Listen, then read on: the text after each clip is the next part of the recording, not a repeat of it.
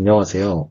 고려대학교 4단계 BK21 국어국문학 교육연구단의 지원을 받아 최근 3년 이내에 발표된 고전문학 연구를 소개하는 학술 인사이트 영상을 촬영하게 된 슬기로운 고전생활팀입니다. 저희 팀의 발표 순서는 다음과 같습니다. 이태섭, 김미경, 지승현 순서로 각자 준비한 논문을 소개하도록 하겠습니다. 그럼 시작하도록 하겠습니다. 안녕하세요. 저는 고려대학교 국어국문학과 고전문학 전공 석사과정 2학기 이태섭입니다. 제가 소개해드릴 논문은 이채연 선생님의 차원이동물의 장르 관습을 활용한 심청전의 각색과 그 의미, 웹서사 용왕님의 셰프가 되었습니다를 중심으로입니다. 이 논문은 고전서의 심청전을 각색한 웹소설 작품인 용왕님의 셰프가 되었습니다를 현대 웹소설물과 장르문학의 관점에서 분석하고 그 각색 양상을 살핀 연구입니다. 먼저 소개 이유입니다. 논문을 소개하려는 이유는 심청전의 현대 문학 콘텐츠 작품 중 웹소설물 분석에 대한 다른 접근법을 보여주기 때문입니다. 그간 각색으로 인한 고전 원전과의 내용적 차이를 중심으로 분석하였던 데에 반하여 본 논문에서는 장르문학으로서 차원이동물과 조력자 유연 주인공이라는 작품 특징에 주목합니다. 이처럼 웹서사물에서의 변화와 고전 작품의 각색을 동시에 다루고 있다는 점에서 의미가 있는 연구라고 보았습니다. 다음으로 연구 요약입니다. 본 연구는 웹서사와 장르문학의 형성 단계를 살피고 그중 차원이동물 장르를 중심으로 용왕님의 셰프가 되었습니다의 각색 양상을 분석합니다. 논자쌤님께서는 앞서 말하였듯 기존 심청전의 웹서사물 각색에 관한 대부분의 연구가 원본과 각색본의 내용적 차이를 분석하는 데 비중을 두고 있기에 웹서사로서 각 작품이 따르고 있는 독특한 장르 관습에 대해서는 소홀하였다는 한계를 지적하십니다. 이에 논자스님께서는 장르문학 성질이 뚜렷하면서도 타 작품에 비하여 비교적 연구수가 소략한 용왕님의 셰프가 되었습니다를 대상 작품으로 선정하여 연구를 진행합니다. 한국의 차원이동물은 주로 현실계에서 취약성을 가진 주인공이 이계에서 그 취약성을 버리거나 극복함으로써 영웅성을 획득하는 패턴이었습니다. 하지만 용왕님의 셰프가 되었습니다에서는 심청이 조선시대에서부터 지녔던 요리 실력이 약육강식의 세계인 이계에선 오히려 희귀한 능력이 됩니다. 즉 심청이 지녔던 물리적 약함이란 취약성이 교정되어야 하는 것으로 여겨지지 않는 각색이 이루어집니다. 한편 요리를 통해 남을 돌보는 성격은 심청전 연구에서 논의된 돌봄과도 연관됩니다.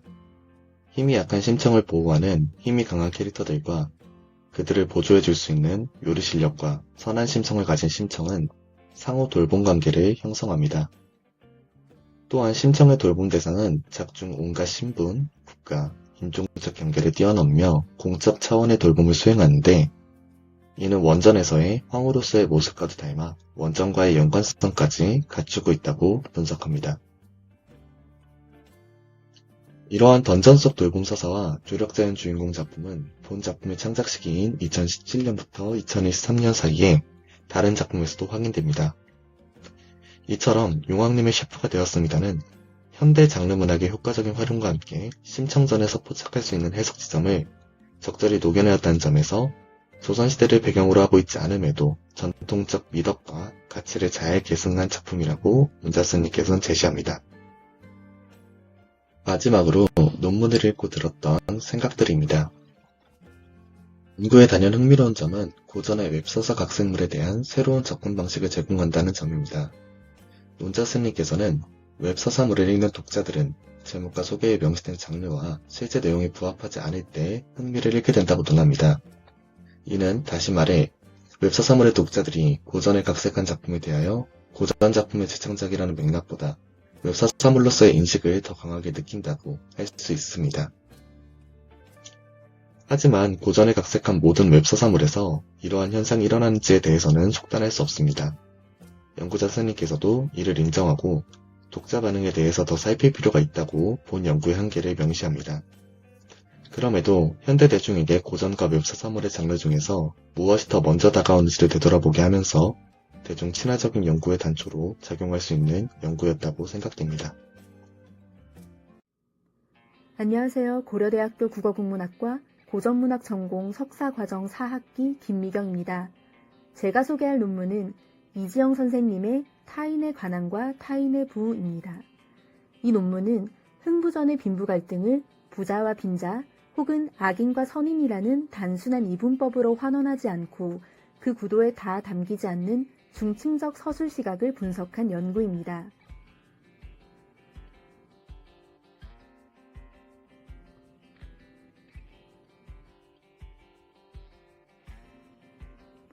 이 논문을 소개하려는 이유는 흥부전을 악한 부자 대 착한 빈자라는 익숙한 틀에서 벗어나 놀부와 흥부를 바라보는 중층적인 시선을 통해 당대 사람들이 가난과 부를 어떻게 인식했는지를 입체적으로 보여주기 때문입니다.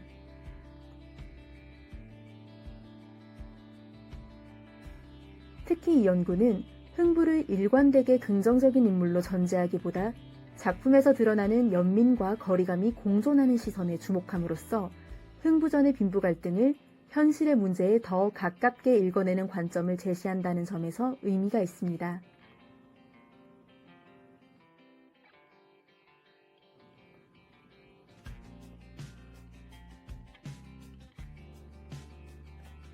이 논문은 19세기에 형성된 흥부전의 이본인 경판본, 연경본, 신재요 계작본을 대상으로 빈부에 대한 서술 시각을 비교합니다.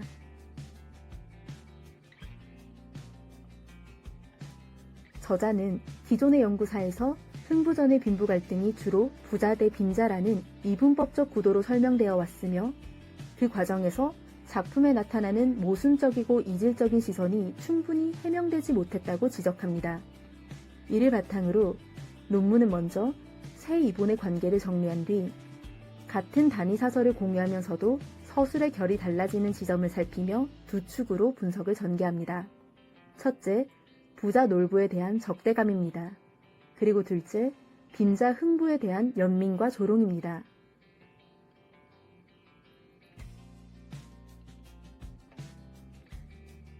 분석 결과 놀부는 분명 탐욕스럽고 인색한 인물로 징치되지만 동시에 놀부를 징치하는 양반 상전, 거린, 사당패들에 대해서도 서술자는 냉소적인 시선을 드러냅니다.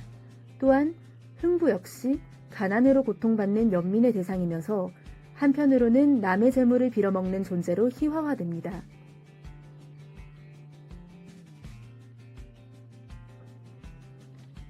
이러한 중층적 시각은 빈부와 선악의 대응 관계가 고정되어 있지 않음을 보여주며 흥부전이 당대의 복잡한 사회 현실과 빈부인식을 반영한 텍스트임을 드러냅니다.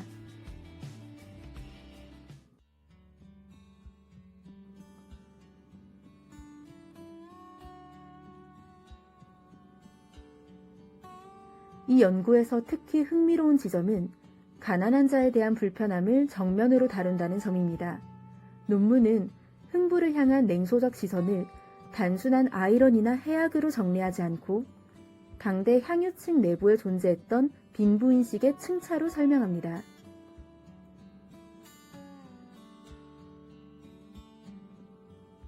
이러한 관점에서 흥부전은 단순한 교훈담이 아니라 오늘날 우리가 가난을 바라볼 때 흔히 경험하는 중층적인 사유를 담아낸 작품으로 읽힐 수 있습니다. 사람들은 부자들이 부를 독점한다고 비판하며 공정한 분배를 요구하지만 정작 자신의 부를 나누는 부담은 피하려 하거나 이를 요구하는 자신보다 가난한 사람들의 요구에는 불편함을 느끼기도 합니다.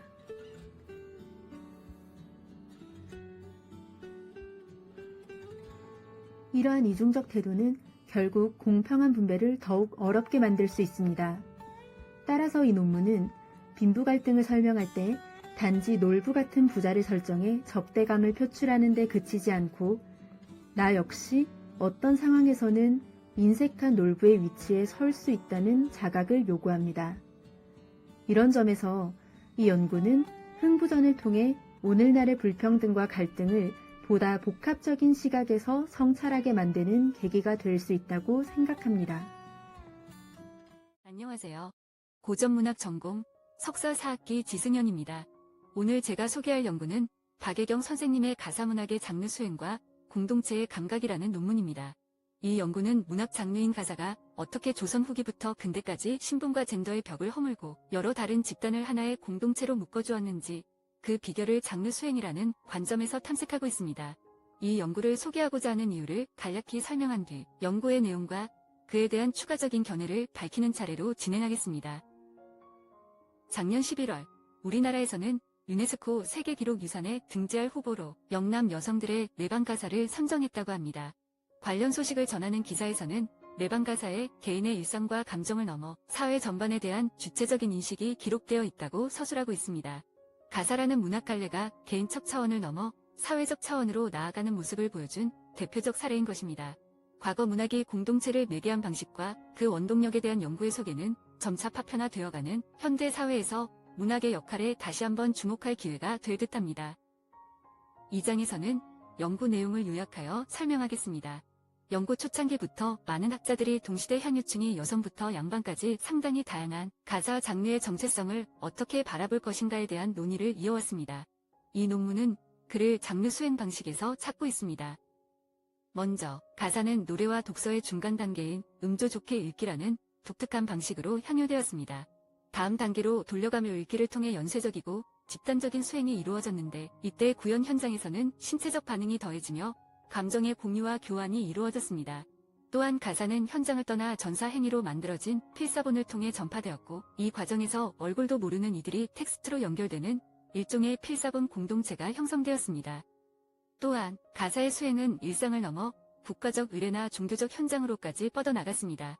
문인들이 자연 속에서 읊조리던 풍류의 도구였던 가사는 때로는 궁중에서 춤과 함께 연행되는 정제의 창사로 변모하기도 했고 때로는 불교의 회심곡처럼 종교적 의식의 핵심 수단이 되기도 했습니다.